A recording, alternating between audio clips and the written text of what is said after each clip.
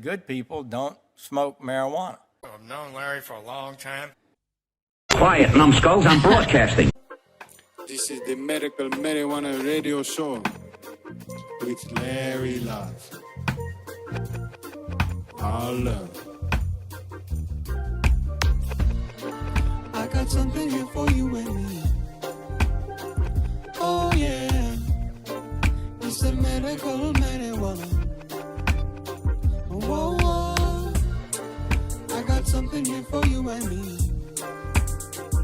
Oh yeah, it's the medical marijuana. Whoa, whoa, whoa. Hello, everybody. Welcome to another edition of Medical Marijuana Radio.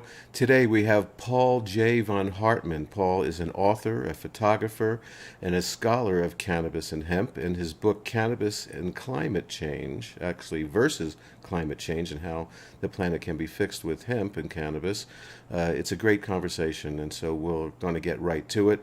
I just want to remind everybody that every Friday and Saturday night at 9 p.m., on the West Coast, midnight on the East Coast, on Clubhouse, I have my show Late Night with Larawana, so I hope you'll join me then. So here is Paul von Hartmann.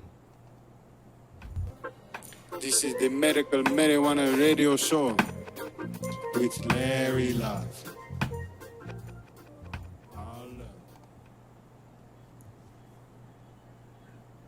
Hi, today I have Paul J. von Hartmann on. He's an author, photographer, and a cannabis scholar. We're going to talk about hemp and everything that is his passion. Welcome, Paul J. von Hartmann. Thank you, Larry. Anyway, it was nice to meet you up on Clubhouse. Your rooms have been just full of information. First, tell me a little bit about your book. Sure. My book is entitled Cannabis versus Climate Change, and the subtitle is How Hot Does Earth Have to Get Before All Solutions Are Considered? I wrote the book beginning in 2006 when I read an article in the Guardian News that helped me to connect some very interesting dots. So besides that, in a little while, we're going to talk about this great event that's happening in July, I believe, of this year, which is just a few weeks away, where they're going to be planting the first industrial hemp in California since 1994. But let's talk about, the overall picture of hemp and climate change, because you know what, we need to help this planet. So tell me about how hemp can help the climate change. All right. Well, I learned about the connection between cannabis and climate change when I was reading the Guardian News one day in April of 2006. And there's an article entitled, Fragrance of Pine Forests Helps to Slow Climate Change. And so I read the article, and in that article, the scientists that were studying the boreal forests in Sweden reported that the boreal forests release... I lost your video there for a second. There, you're back. Go ahead. Yeah, I had a call coming in. The boreal forests release atmospheric aerosol terpenes that ascend into the atmosphere and act like little liquid crystals in the atmosphere, and they refract solar radiation, the UVB radiation, away from the planet. The terpenes, which are these little molecules floating in the atmosphere, also serve as cloud condensation nuclei, which means that the clouds, the water, is attracted to these terpenes and it forms bright and persistent clouds. Well, the terpenes don't photodegrade in sunlight. They don't break down in sunlight. They're actually rained from the sky. They become part of the Earth's hydrologic cycle. So when you say terpenes, are you talking about similar terpenes that we find in plants? Yes, exactly. Okay. Well, the boreal forests, the pine forests, produce a terpene called pinene in abundance. And pinene is also found in other plants. In fact, most fragrant plants, what you're smelling are terpenes, like rosemary and basil and cannabis. And a lot of pinene is found in cannabis. That's Yes. a very Yes. prominent terpene. Yes, All right, it yeah, is. please go ahead.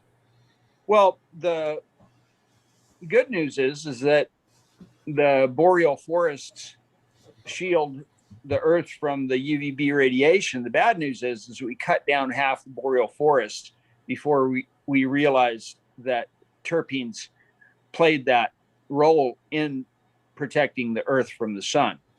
And so we have half the terpenes in the atmosphere today than we had even when I was born 65 years ago.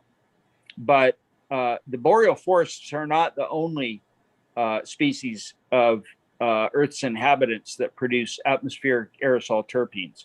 The other source of atmospheric terpenes is the marine phytoplankton in the sea. And unfortunately, about half of them are gone too. So between the boreal forest and the marine phytoplankton, we've lost about 50% of our protection from the UVB radiation, which is going up.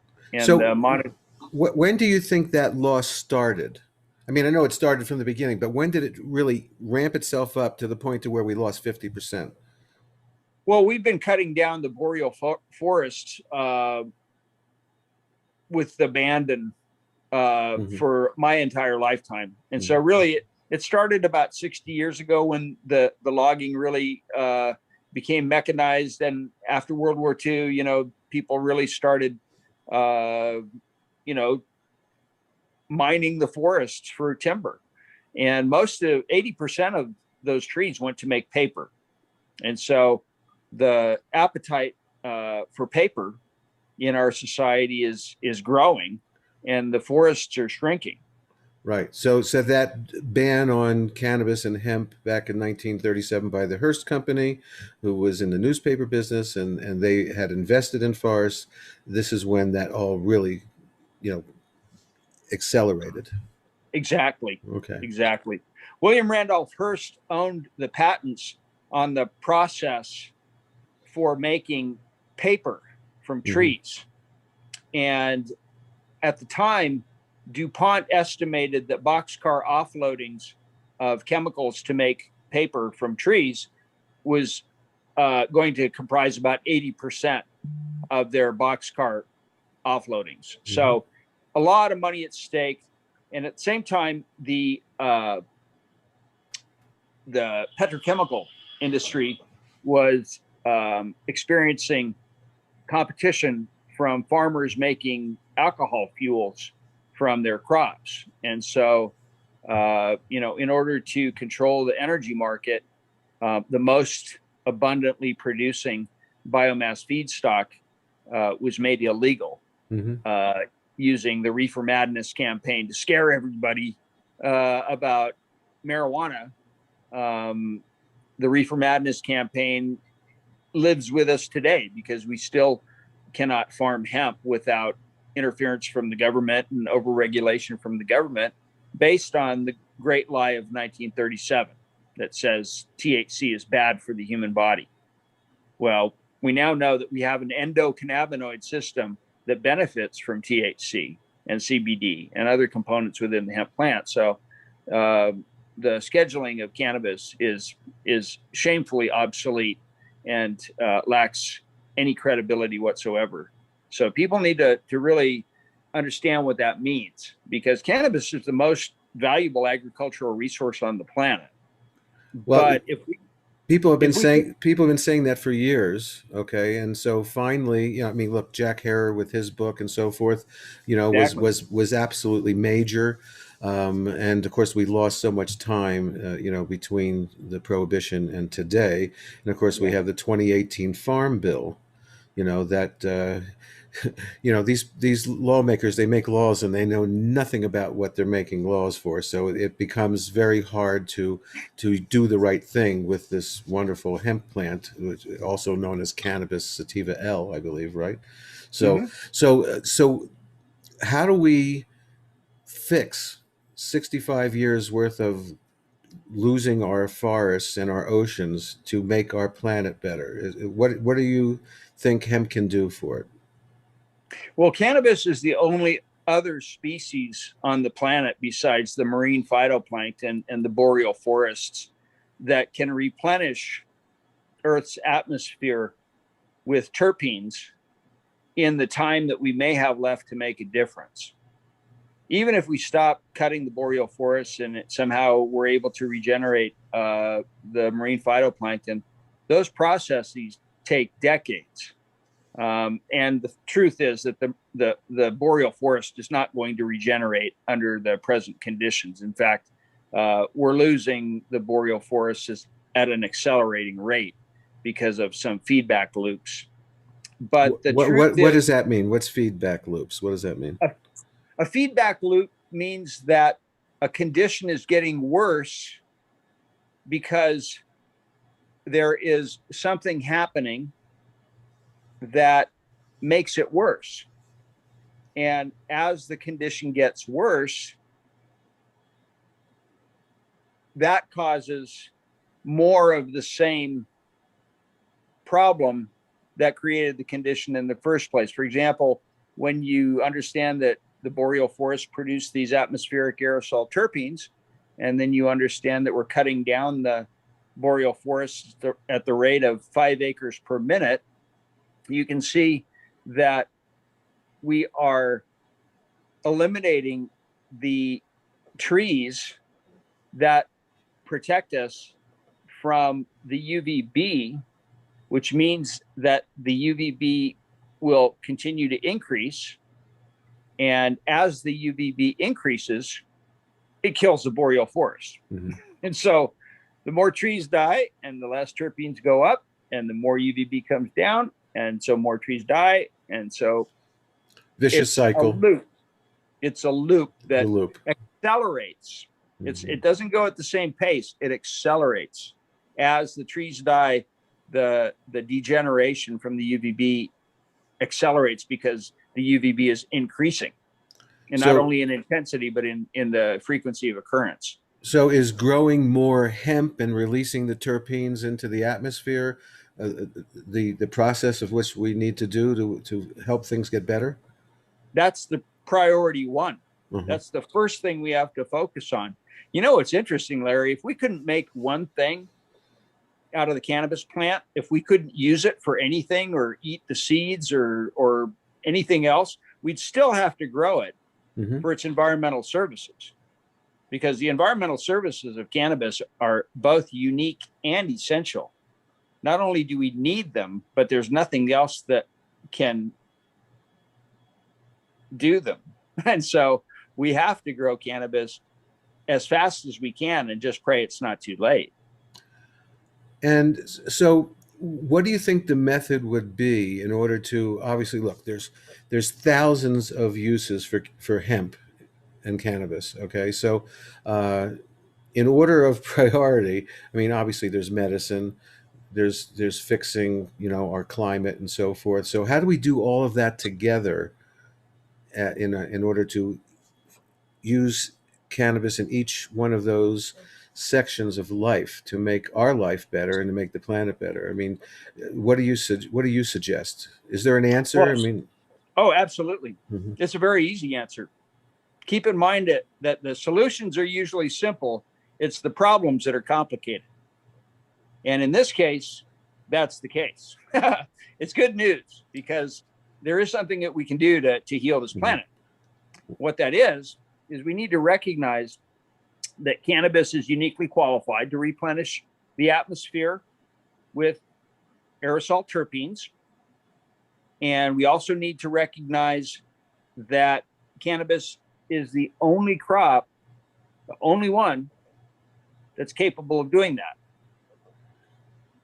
Now, in order to produce the volume of terpenes for the atmosphere that are needed, considering, how much of the boreal forest and the marine phytoplankton have died, in order to replenish the atmosphere with an enormous quantity of terpenes, then we have to grow an enormous quantity of cannabis. And when you're growing cannabis at that scale, that potentiates a lot of different industries, because we have to grow it anyway for its environmental services. So as long as we're going to have all this plant material, we can turn that plant material into complete nutrition and clean energy from the same harvest. That's what cannabis is unique in offering us. So what It's do you the mean? only crop Go that ahead. produces.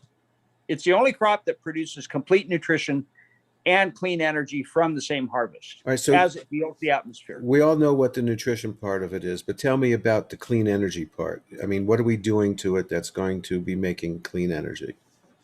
Well, the seeds go that way for food, and the stems go that way for energy. The stems are mostly cellulose, and when they are biodigested in a big mechanical stomach, the cellulosic hydrogen is one of the cleanest and most potentially abundant and evenly distributed fuels on the planet. The stems are a very, very available source of cellulose, and biodigestion is the most efficient way to turn sunlight into clean energy for the greatest number of people in the greatest number of countries around the world in the shortest span of time. So I've heard that you can make fuel out of hemp, cannabis That's sativa what, L. So, yes. so what form would that be? Is there, supposedly there was a car that Henry Ford made made of hemp. Is that real, or is that urban legend? But actually, it's real, but people usually get the story wrong. You know how things get changed in the telling. But the truth is that he made a trunk lid out of the materials, out of the vegetable. Was it a 4-finger lid or bigger? I think he shorted me, but you got to keep your eye on Henry Ford. All right, so it wasn't a whole car, and No. and no one ran a car on hemp fuel. Well, actually, the diesel engine was never meant to run on petroleum fuel. Rudolf Diesel built the engine to run on peanut oil, actually, and hemp oil. A diesel engine will run perfectly fine on hemp oil, and that is one of the fuels that potentially we could be producing. But the cellulosic hydrogen is a much, much more versatile and fuel, and the conversion process from stem to energy, either electricity or cellulosic fuel cells, is a much more efficient process. The extraction of oil from cannabis seed is a valuable commodity, but it is useful nutritionally primarily, and also as a lubricating oil. But I mean, you can run your car on it, but it won't be the cheapest thing out there. As far as hemp seed is concerned, the hemp seed that they press for edible oil that people use, and it's very healthy, and you could also mix it with THC oil. Are those seeds not viable for growing? And now that hemp has become legal, do you think that process of changing that seed, will that change, do you think, or will it stay the same? Well, because of prohibition, the hemp seed that we've been able to get up until now has been steam sterilized before it crossed the border. So it was altered, degenerated seed was the best we could get. But now that the farmers are starting to grow cannabis again, in different parts of the country, people are starting to produce hemp for grain. And that is what the field in Lemoore, California in July, at the July 31st, is going to be producing. All right, so tell us about that. On July 31st, there's a great event happening. That's a long time coming. Yes, yes, it's been since 1994 since hemp was planted in California for grain and fiber. And in Lemoore, California, just south of Fresno, I think, we are going to be hosting a field day where the plants that are currently growing in this field will be harvested and processed in a refitted cotton gin. And people from all over the world are going to be coming to witness this field and to meet with other people in the industry to to move this industry forward, because it really is tremendously urgent that we do that. Things are moving much too slowly right now. So, so it's going to be a big event. Is it a one-day event? Is it a multiple-day event? And where would people go to find out more about that and get tickets ahead of time and so forth, and plan their trip to Well, Cali? the World Cannabis Foundation is hosting the event, and you can tune into the World Cannabis Foundation either on Clubhouse or you can find us on Green Room. We participate in those audio apps and conversations. But if people would like to know more about the event, I think you can probably Google World Cannabis Foundation, Lemoore, California, and it will take you to the website that's being set up. I don't know if the website is up or not. Mm-hmm. I haven't really been involved too much with that event, other than to just sort of, add my 2 cents here and there. But Milan Amor is the person that is in charge of the World Cannabis Foundation, along with Tony DeVera. Mm-hmm. And the two of them are the ones that are really pulling this together. Will there be any seminar classes there where people can learn about the different products that hemp can make, and Hemp Crete and hemp homes and all that? Will that be going on? Absolutely. There are going to be speakers, and there will be samples and examples of Hemp Crete construction, and workshops on different aspects of the industry, and guest speakers scheduled. So yeah, it's there a one-day event. Oh, one-day event. Okay. So is there like a hemp for dummies or a Reader's Digest version of how you make Hemp Crete?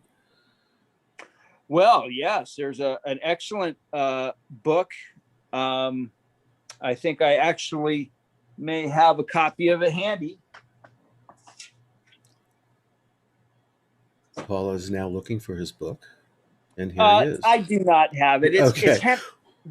It's called Hemp Crete Construction. Okay. I believe the author's name is Maywood, but I would have to look at the book. Okay. Well, Hemp Crete Construction that. is they could Google that and find that out.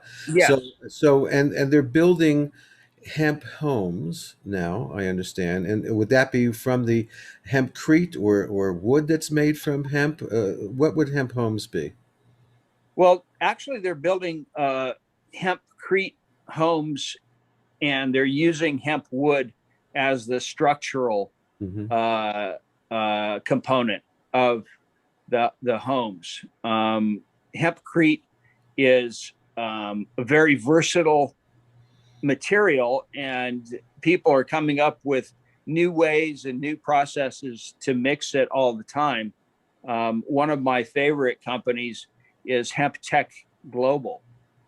Greg Flaval, who has been in this industry for decades. He's originally from Australia, and he came to this country, and he has built some amazing structures using Hemp Crete. So, how's the fire retardant situation with Hemp Crete? Can you tell me about that? Because that's important to know.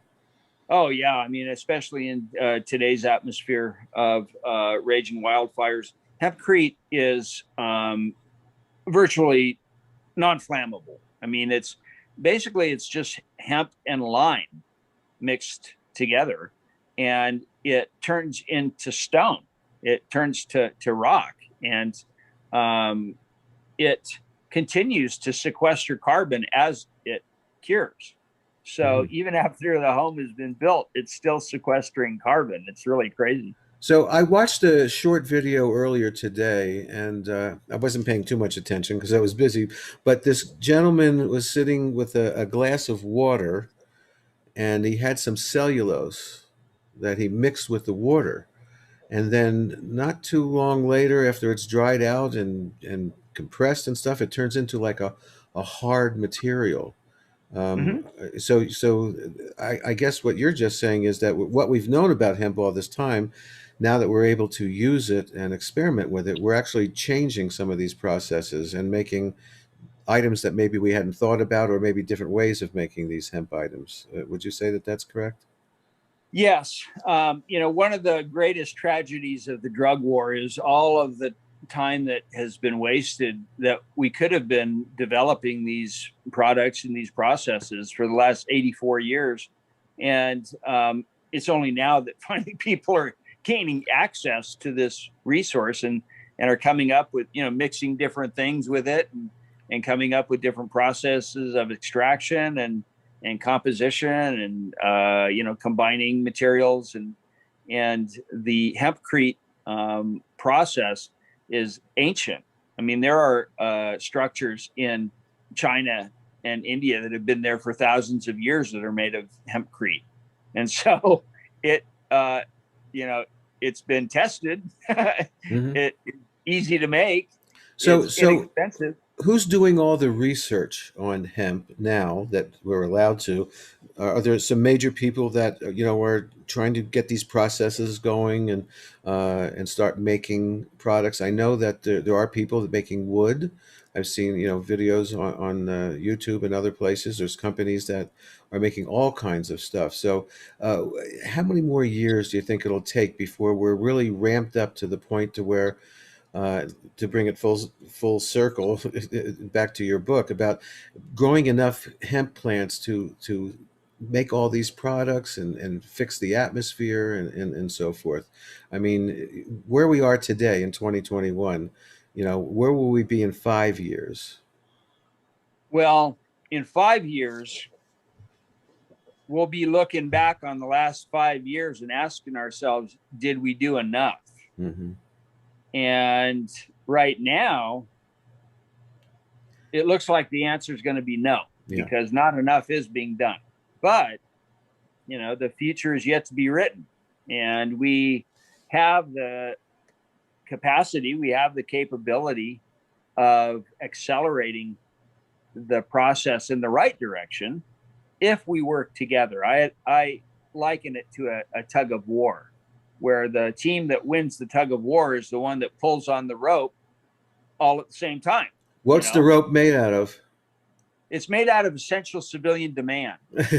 Okay, well, that I understand, but I was And going it's back made out to of hemp. yeah. I mean, back in World War II, I mean, it was hemp for rope. I mean, it was they were making sails, they were making all kinds of products back during the war.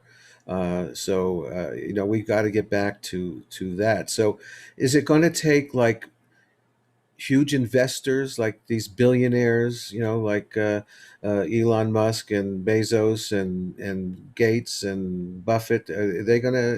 Do you think they all have like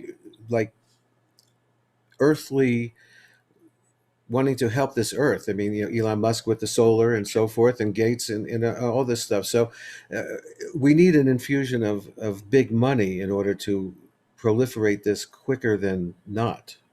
Don't you think? Well, really, it's kind of interesting because, when you're trying to fix something, there are a series of steps that you have to follow in the proper order in order to fix anything, and so, the initial steps that are required are not that expensive.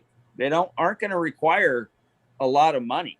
What it is going to require is it's going to require enough money to fund the lobbying effort that is necessary to end the THC limits on seeded industrial hemp specifically, because there is no black market value in seeded industrial hemp. The DEA cannot claim that there's any possibility of diversion of industrial hemp that has seeds in it. All right. So, But I just want to ask you this. So, you're saying that the limits on THC in industrial hemp, having more THC in industrial hemp, does that make the industrial hemp better in some ways? Does it change the products that it? Tell me about that.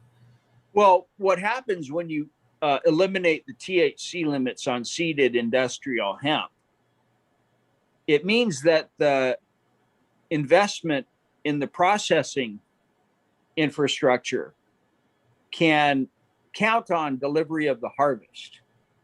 If you have industrial hemp that tests above 0.3% THC, then not only is there a likelihood that your crop will be destroyed and that feedstock will never make it to the factory that is waiting to process it, that the investors have built, but the other thing is that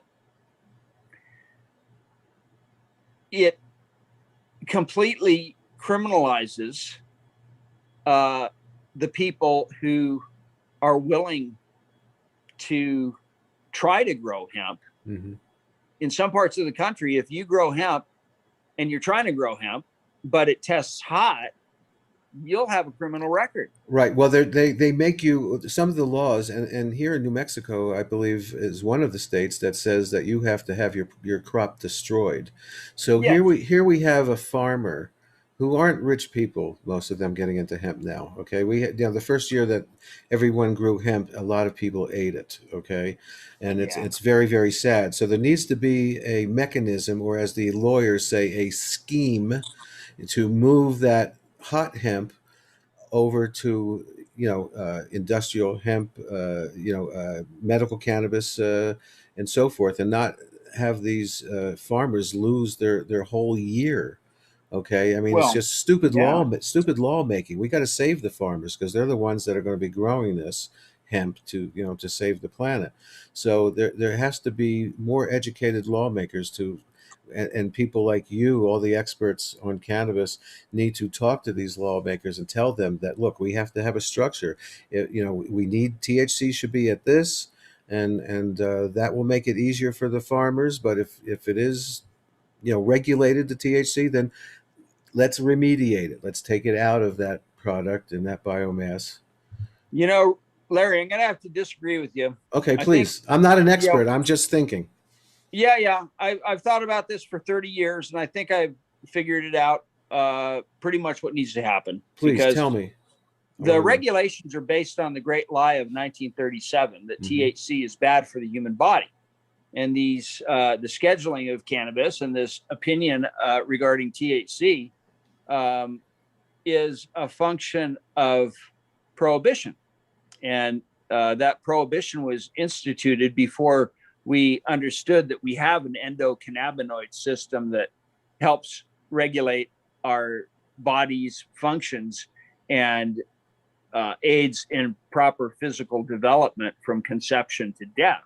And so now that we know that cannabis plays a very important role in providing our endocannabinoid system with what it needs to keep us healthy, then we can eliminate the great lie of 1937 that says THC is bad for the human body.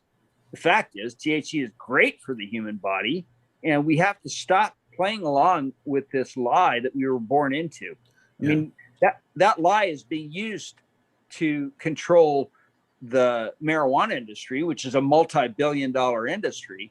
But that lie is also being used to control the industrial hemp industry, which is a multi-trillion-dollar industry, and where all of our energy comes from. So, That's a case of the unseen hand, the iron heel that steps on our neck that Jack London referred to in his book by that title, The Iron Heel. Mm-hmm. We're being stepped on in order to be controlled. And the THC, the Great Lie of 1937, is all we have to challenge and eliminate cannabis from Schedule 1 and eliminate the regulation of seeded industrial hemp. Or we will suffer both food insecurity and energy insecurity. And that's what's happening right now. If you're not growing hemp for seed, then you're food insecure. So what do we do? What is your idea after studying this for 30 years? Where just no limit on THC and industrial hemp? That's right. You take the regulation of the cannabis industry out of the hands of the DEA and the Department of Agriculture, and you put it into the hands of the farmers via the national grange. And farmers know how to handle this plant. Farmers know how to use this plant. And if they don't, they can be taught. But historically, this plant has always been used as a companion crop or as a rotational crop. But right now, we need to focus on the terpene production, and also to focus on the hydrogen production, because we have to get off of fossil fuels. Everybody knows that. Even the fossil fuels industry knows we have to get off of fossil fuels. And so, in order to accelerate the process, we need to exercise essential civilian demand for a strategic herb-bearing seed of first necessity to the wealth and protection of the country, because cannabis has been identified in 7 presidential executive orders as critical to national security, as a strategic resource that's available by essential civilian demand, which is an emergency preparedness protocol that is federal, and it's on the books. We can exercise it tomorrow, and that's what needs to be done. We have to exercise essential civilian demand. All right, so we need more demand, then we can grow more plants and so forth. So but for some reason the states and the federal government are weird about having hemp and CBD and cannabis in food, where it's like one of the greatest foods. How do we beat that? Because you can't really put it in food. Now, Colorado and New Mexico, I believe, we have our own little rules here that, regarding hemp and CBD in food.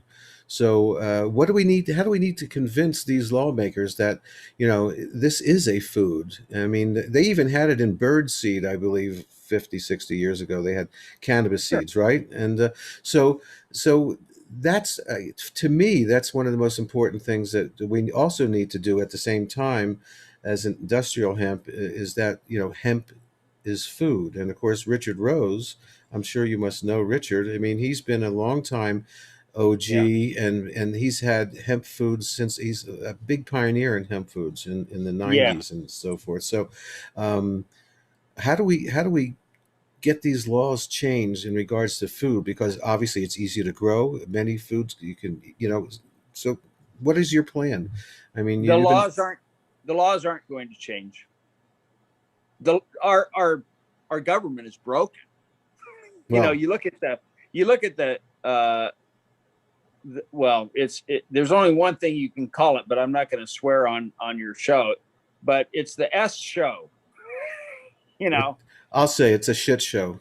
It's a shit show. And, if we keep going along with it, we're going to go along with it till we're all dead. And, certainly that's the inertial effect of what we were born into. We were born into this current of institutional slavery. And in order to break out of it, we need to challenge the rightful jurisdiction of the court over any herb-bearing seed, which is a phrase from the Bible, because our freedom to farm every herb-bearing seed is the first test of religious freedom. And so there are laws on the books that protect our right to farm hemp without interference from the government And all the complications and all the intricacies of, oh, you can't put this in food and you can't put that in food. None of that is legitimate. And Mm-hmm. what needs to happen is that people need to be more worried about UVB than THC. All right. Because All right. What UVB? You said it a couple times during our Yeah. talk here. What UVB is? What means what? the solar UVB radiation from the sun is increasing. Right. So And what- UV is ultraviolet, right? Yeah, And what's the B? that's the wavelength Okay. of light that distinguishes. It's a mid-range wavelength of the UV spectrum, and it distinguishes UVB from UVA and UVC. Well, UVA is actually good for us, and we welcome the UVA, and the terpenes and the ozone layer and everything screens out the UVB, most of it, and all of the UVC. If we were hit by UVC, which is eventually going to happen if we don't replenish the atmosphere with terpenes, then it'll just cook all of us. And that's the danger, is if we sequester the carbon before we replenish the atmosphere with terpenes, then we'll cook the surface of the planet under increasing levels of UVB radiation. And that's the real danger, is everybody's running around with talking about carbon credits, but nobody's talking about terpene credits or oxygen credits. We also need oxygen to breathe, by the way. People take it for granted. It helps. But that's the other thing the boreal forest and the marine phytoplankton used to do. They provided 100% of the of the oxygen for us to breathe between them. So I have like a milestone I use to explain that when hemp and cannabis was reborn, okay?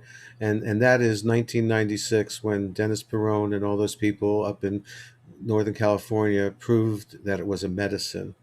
Okay, Prop 215. that was the I was beginning. there. No, Yep. okay. Were you there with all those guys? Did you know Yeah. all of them? Yeah, I was actually convicted as a tax protester in 1996, as Todd Miccaria and Dennis Perone and all those guys were hammering out Prop 215. I was refusing to give money to a government that put people in jail for growing their own medicine. And so that was a very dynamic time. And that was a game changer. Yeah, we need to do a whole show on that. What you saw and heard and were involved with. I want to talk about those people. If it wasn't for them, we wouldn't be where we are in 2021. We wouldn't have adult use in all these states. And that being said, the adult use industry owes everything to the medical cannabis industry and those people. So what is your idea on how we can save the medical programs, because they are disappearing? You're in Oregon, right? Yes. And Washington, and these programs are disappearing. Medical products are disappearing. So what do we have to do to keep some of this medical? I mean, it's important. There are people that rely on this medicine, and it's disappearing. Well, absolutely.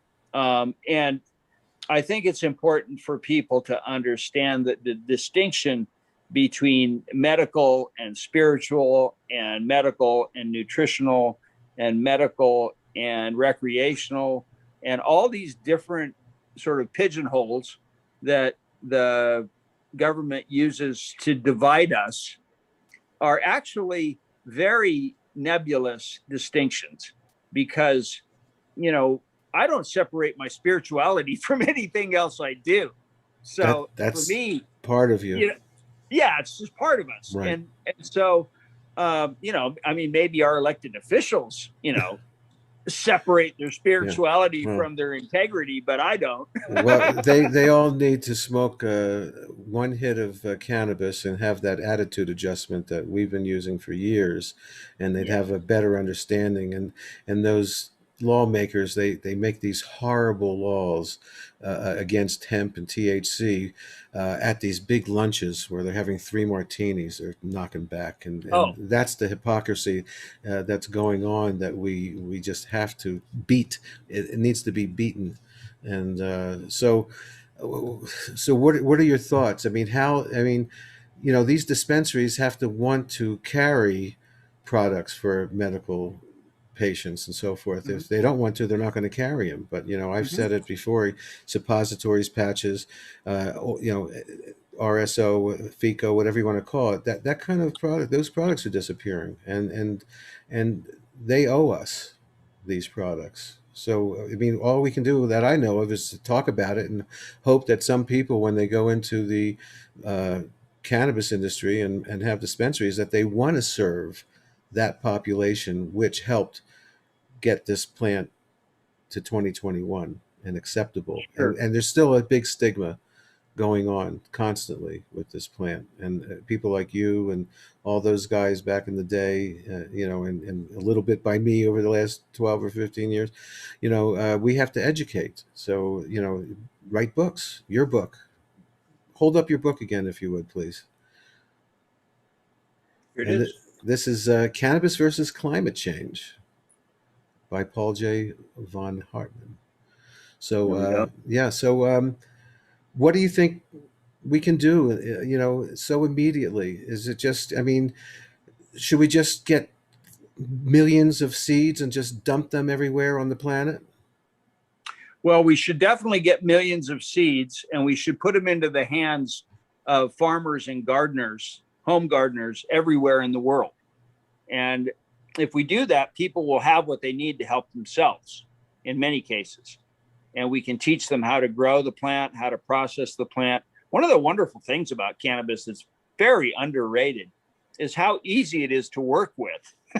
you can have very primitive processing machinery and turn out very nice products from cannabis.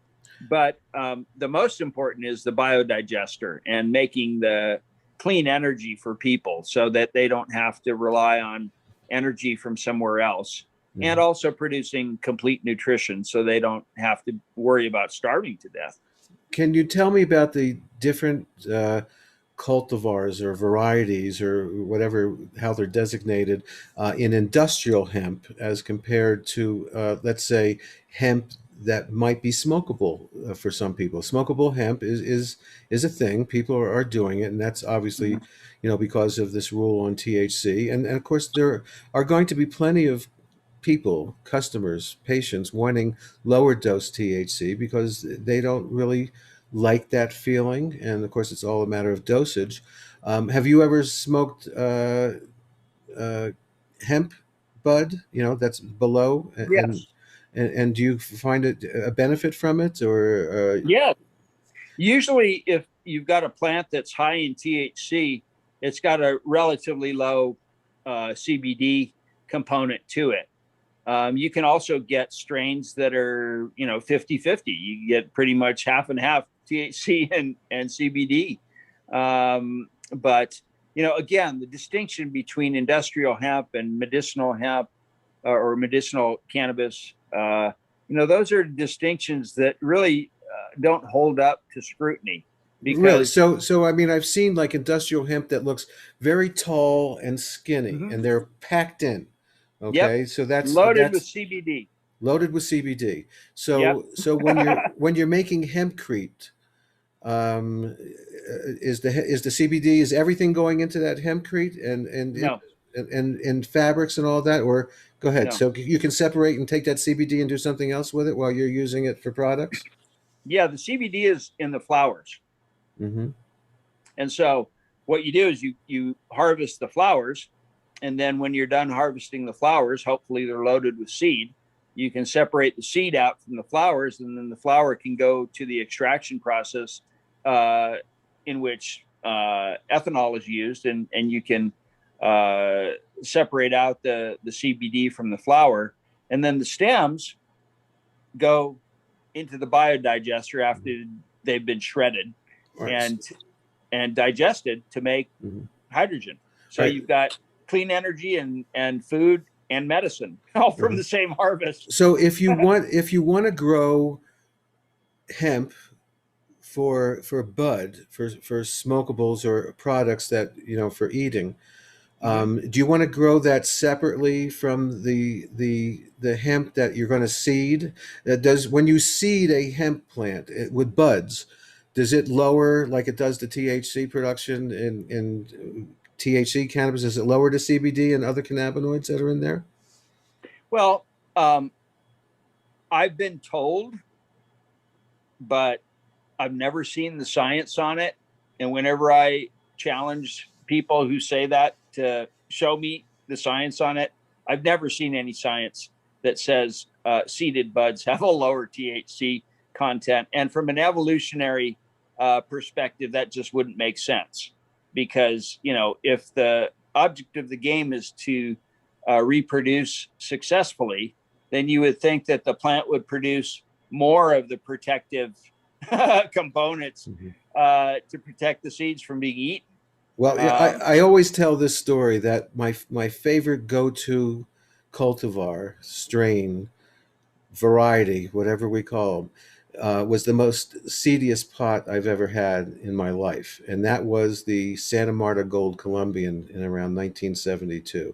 It had tons of little black seeds, but it was the most heady I don't know what psychedelic is because I've never taken psychedelic, but trippy, taking you out of your body type of thing. And it was the seediest pot I've ever had. So there probably is something to that. But the urban myth, I guess we could call it, is that when you make sensimilla, that the plant goes into making more THC and cannabinoids instead of putting energy into the seed. So you think that's a myth?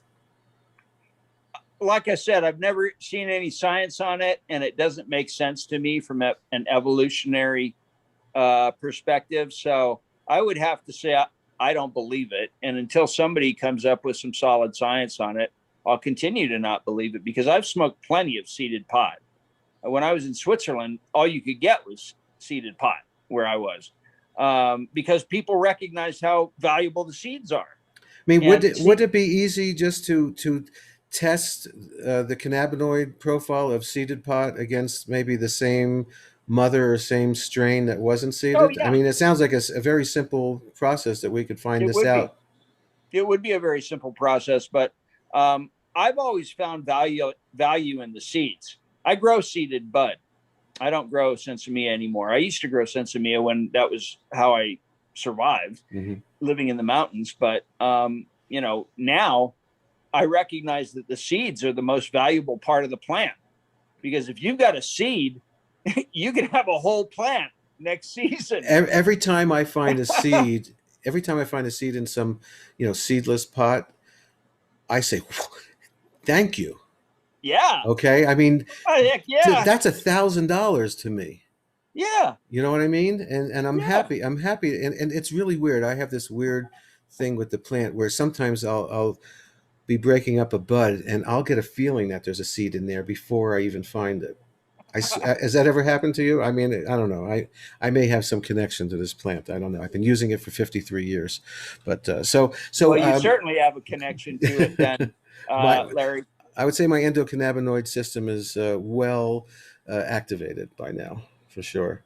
Absolutely. So, rightly so. we have about another 4 or 5 minutes left. Is there anything else that you would like to, get out of that brain of yours and educate us about that we didn't talk about just now? Well, part of my job for the last 30 years has been boiling this argument down into sound bites, because that's the way people communicate nowadays. And one of my favorite sound bites that I came up with, and it's true. It's a euphemism. Let's call it a euphemism. That's what they used to be called. And the euphemism is that cannabis is mankind's functional interface with the natural order. And the amount of time that it takes for us to understand why that's true will determine the quality of life on earth for everyone's children. And so, there's no screwing around here. We've got a few years, maybe, if we don't hit some nonlinear extinction level event that precludes recovery of homeostasis on this planet. Mm-hmm. And cannabis is the only crop that can do it. And fortunately, we can make a lot of things out of it that we need. But as I said before, if we couldn't make one thing out of it, we'd still have to grow it for its environmental services. And that's the currency of the 21st century. Gaia therapeutic industry is not optional. We have to heal what we've broken. Yes. And cannabis offers us Gaia therapeutic industry, and no other crop does. Well, Paul J. von Hartmann, I want to thank you for your expertise and your passion. Your passion is over the top.